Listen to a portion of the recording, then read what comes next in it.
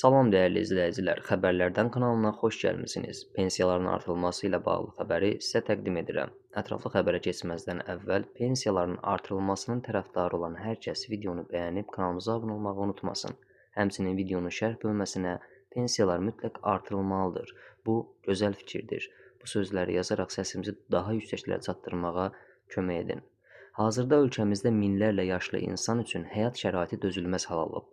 Öz həyatını işləyərək keçirmiş, illərini dövlətə xidmət etmiş pensiyaçıların aldıqları məbləğ nə yazıq ki, nə dərmana, nə də gündəlik tələbatlara çatmır. İynə, dərman, analiz, əməliyyat və ya sadəcə bazarlıq etmək, bunların hər biri artıq yaşlı insanlar üçün böyük problemə çevrilib. 240 manat, 280 manat civarında olan orta pensiya məbləği bu günün real qiymətləri qarşısında heç bir anlam kəsb etmir. Yaşlılar aptekdən bir qutu dərman alanda artıq aylıq büdcəsinin yarısından keçmiş olurlar. Bütün bunlar cəmiyyətin, xüsusilə də yaşlı təbəqənin haqlı narazılığına səbəb olur.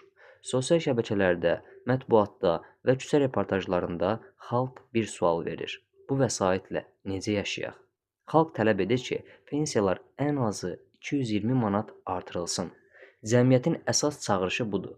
Ölkədə pensiyalar dərhal və ciddi şəkildə artırılmalıdır. Ən azı 220 manat artım bu vəziyyətdə zərurətdir.